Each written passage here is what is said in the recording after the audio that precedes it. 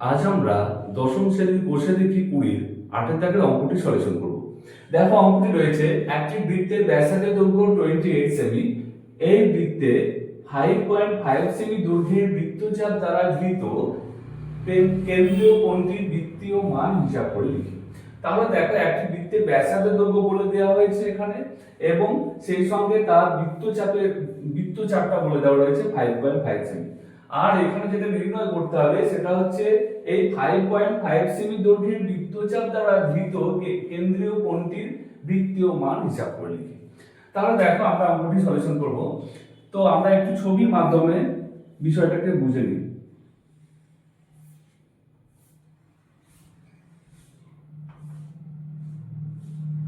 দেখো এটা একটি বৃত্ত যার ব্যাসার্ধ এইটুকু হচ্ছে ব্যাসার্ধ। আচ্ছা, বৃত্তচাপ বিষয়টাকে আমরা একটু জেনে নেবো। দেখো ব্যাসার্ধ আমরা জানি, বৃত্তচাপও যদিও জানি, তাও আরেকবার জেনে নেবো আমরা। দেখো বৃত্তচাপ হচ্ছে, দেখো সাপোজ এখানে ব্যাসার্ধ এইখান থেকে এইটুকু পর্যন্ত আমরা একটা, এই যে এখান থেকে যদি যোগ করি এটাকে, এই যে এইটুকু একটা বৃত্তচাপ।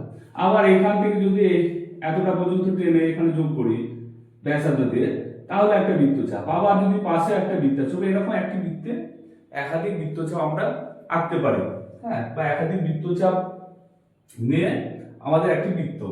তো দেখো এখানে আমরা কি করতে পারি, দেখো এখানে যেটা দেওয়া রয়েছে এবার সেগুলো লিখবো আমরা।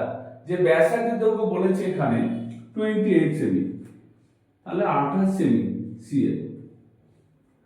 আর বৃত্তচাপ বলে দিয়েছে, দেখো বৃত্তচাপ হচ্ছে 5.5 সেমি সিএম। আর দেখো এখানে যেটা নির্ণয় করতে বলেছে যে এই বৃত্তচাপ দ্বারা গৃহীত যে কেন্দ্রীয় কোণ উৎপন্ন হলো, এটা হচ্ছে কেন্দ্রীয় কোণ, এটা কেন্দ্রীয় কোণ। এই কেন্দ্রীয় কোণটির বৃত্তীয় মান কত সেটা নির্ণয় করতে হবে। তাহলে দেখো এখানে আমরা বৃত্তীয় মানটির কেন্দ্রীয় যে মান সেটা আমরা একটু ধরে নিতে পারি। সেটা হচ্ছে দেখো এখানে আমরা থিটা ধরে নেব, যে মনে করি আমাদের এই বৃত্তচাপ দ্বারা গৃহীত কেন্দ্রীয় কোণটির বৃত্তীয় মান হচ্ছে থিটা। বেশ, দেখো তাহলে আমরা ছবির মাধ্যমে বিষয়টাকে একটু বুঝে নিলাম। এবার আমরা সেটাকে লিখবো। দেখো এখানে বলেছে, দেখো তাহলে এই প্রথম লাইন থেকে আমরা লিখতে শুরু করবো। দেখো বৃত্তের ব্যাসার্ধের দৈর্ঘ্য বলে দিয়েছে, সেটাকে আমরা লিখছি। দেখো বৃত্তের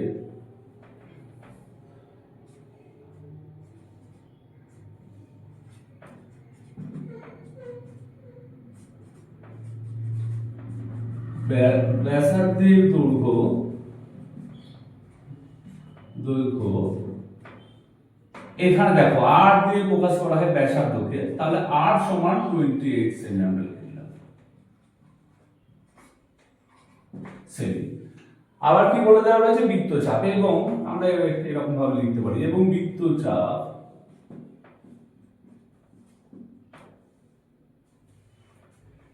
বৃত্তচাপ কত,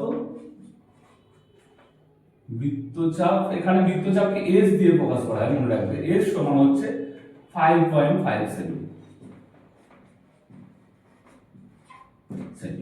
এবার দেখো যেটা আমরা ধরে নিয়েছি সেটাকে লিখবো। তাহলে কি লিখবো, যে 5.5 সেমি এখান থেকে লিখতে শুরু করবো, যে 5.5 সেমি দৈর্ঘ্যের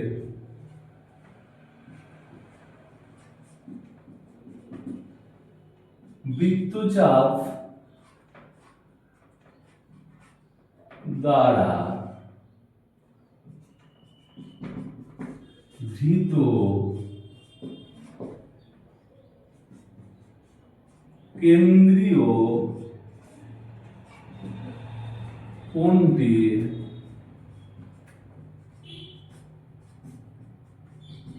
বৃত্তীয় মান সমান থিটা। তাহলে আমরা কি করলাম, 5.5 সেমি দৈর্ঘ্যের বৃত্তচাপ দ্বারা গৃহীত কেন্দ্রীয় কোণটির বৃত্তীয় মান কি ধরে নিয়েছি, থিটা, সেটা লিখলাম। এবার দেখো একটি কথা তোমাদের জেনে নিতে হবে, যেটা তোমাদের বইতে আমি একটু দেখাচ্ছি তোমাদের। দেখো তোমাদের 275 অর্থাৎ 275 পেজে দেখো উল্লেখ করা আছে, যদি বলছে r একক দৈর্ঘ্যের ব্যাসার্ধ বিশিষ্ট বৃত্তে s একক দৈর্ঘ্যের বৃত্তচাপ কেন্দ্রে যে কেন্দ্রস্থ কোণ উৎপন্ন করে তার বৃত্তীয় মান থিটা হলে এস সমান আর থিটা। দেখো এখানে খুব সুন্দরভাবে উল্লেখ করা রয়েছে, যদি এইটা যদি আর হয়, ব্যাসার্ধ আর, এবং এটা এস হয়, এবং যদি তার এই এস বৃত্তচাপ দ্বারা ধৃত কেন্দ্রীয় কোণের যে কেন্দ্রীয় কোণ উৎপন্ন হবে সেটাকে যদি আমরা থিটা ধরি, তাহলে আমাদের এটা সূত্রের আকারে মনে রাখতে হবে যে এস সমান হচ্ছে আর থিটা।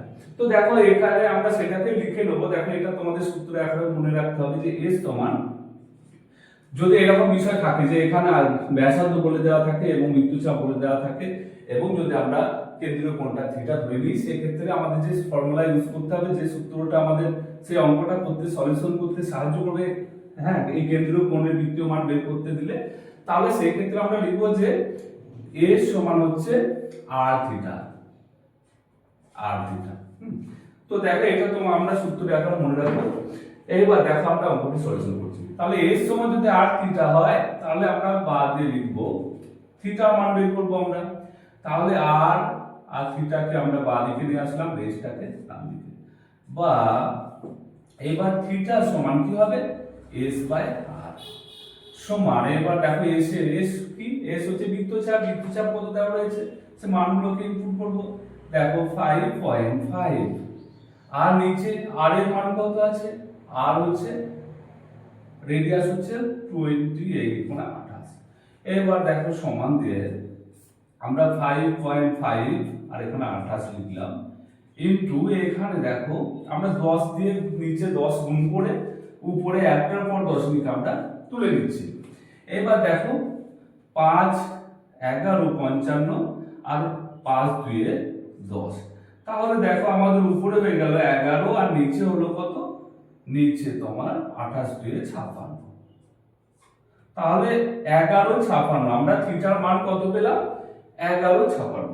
দেখো এখানে এবার আমরা এখানে যে থিটার মান পেলাম সেটা 11 56, কিন্তু এখানে আমাদের কোনো যে আমাদের বৃত্তীয় মান লেখার সময় যে পাই রেডিয়ান কথাটা আমরা লিখি, তো সেটা এখানে কিন্তু আসছে না। সেই জায়গায় আমরা কি করব, দেখো আমরা দুটি বিষয় জানি যে 180 ডিগ্রি সমান পাই রেডিয়ান, 180 ডিগ্রি সমান পাই রেডিয়ান। হ্যাঁ, যেটির মাধ্যমে আমরা কি করছিলাম, আগের অঙ্কগুলো কোনোটা ষষ্ঠিক মানে দেওয়া ছিল, সেটাকে আমরা বৃত্তীয় মানে নিয়ে আসছিলাম, কনভার্ট করছিলাম।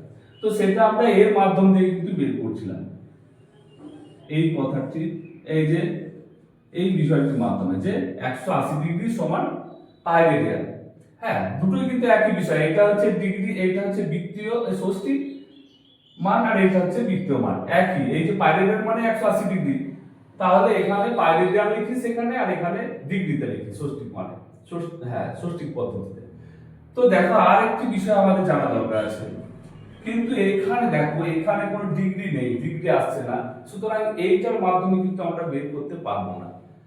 তাহলে কার মাধ্যমে, আর একটি বিষয় কিন্তু আমাদের জানা, দেখো সেটা আমি বলে দিচ্ছি। 22 এর 7 সমান হচ্ছে পাই রেডিয়ান, এটা কিন্তু আমাদের জানা, তাই তো। তো দেখো তাহলে আমরা আগের অঙ্কগুলোর ক্ষেত্রে কিন্তু যখন ডিগ্রি ছিল, ডিগ্রি থেকে আমরা রেডিয়ানে নিয়ে আসার জন্য কিন্তু এইটাকে অ্যাপ্লাই করেছিলাম, কিন্তু এইখানে যেহেতু ডিগ্রি নেই, সুতরাং এইটাকে যদি আমরা রেডিয়ান একক ব্যবহার করি, নিয়ে আসি, তাহলে সেই ক্ষেত্রে কিন্তু আমাদের এই যে 180 ডিগ্রি সমান পাই রেডিয়ান এই এর মাধ্যমে আমরা বের করতে পারবো না, তাহলে এইটার মাধ্যমে আমরা পারছি না, তাহলে এইটাকে অ্যাপ্লাই করে কিন্তু আমরা পারবো। তো দেখো কিভাবে সেটা আমি দেখাচ্ছি তোমাদের। তাহলে দেখো এই কথাটাকে আমরা লিখবো, দেখো এখানে লিখছি পাশে পাই রেডিয়ান 22 এর 7, হ্যাঁ 22 এর 7 সমান কি পাই রেডিয়ান, তাহলে এখানে 1 সমান কি হবে পাই রেডিয়ান বাই 22 এর 7। এইবার দেখো কত বের হয়েছে আমাদের 11/56, তাহলে এখানে লিখছি 11/56 সমান কি হবে, এখানে যেমন আছে আমাদের পাই রেডিয়ান বাই 22 এর 7 লিখলাম, ইনটু এখানে 11/56। তাহলে সমান দিয়ে আমরা লিখবো, এইখানে দেখো নিচে সমান দিচ্ছি বা এই পাশে লিখছি আমরা সমান দিয়ে, এটার পরে কিন্তু এই সমানটা দেখো, তাহলে কত হচ্ছে পাই বাই, এখানে যেমন পাই বাই 22 এর 7 আছে, সেরকম এখানে পাই বাই কত, এখানে পাই বাই নিচে কিছু নয় মানে 1 আছে, এটা নিচেরটা যদি একটা ভগ্নাংশ হয় উপরেরটা পাই বাই 1 কিছু নয় মানে 1। এবার দেখো ফার্স্ট ইনটু লাস্ট গুণ করব, আমরা পাই এর সঙ্গে 7, তাহলে 7 পাই, উপরে হয়ে গেল 7 পাই রেডিয়ান, এটা রেডিয়ান পাই রেডিয়ান। আর নিচে দেখো সেকেন্ড ইনটু থার্ড, তাহলে কত হচ্ছে 1 এর সঙ্গে 22 গুণ, তাহলে 22 কে 22 ইনটু, এখানে দেখো যেমন আছে সেরকম বসিয়ে দেবো, কত আছে 11/56। এইবার দেখো আমরা কাটাকুটি করে নেবো, দেখো 11 কে 11, 11 দুই 22, 7 কে 7, 7 আটে 56 সমান কত হলো, দেখো এখানে কিছু সংখ্যা নেই সুতরাং পাই রেডিয়ান বাই 8 2 এ 16, তাহলে সমান দেখো আমরা এখানে পাই রেডিয়ান চিহ্ন না দিয়েও লিখতে পারি, তাহলে পাই বাই 16।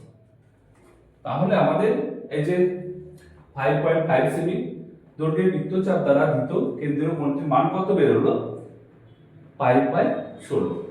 হ্যাঁ, সেই সঙ্গে আমাদের 8 এর দাগের অঙ্কটি সলভ ছিল।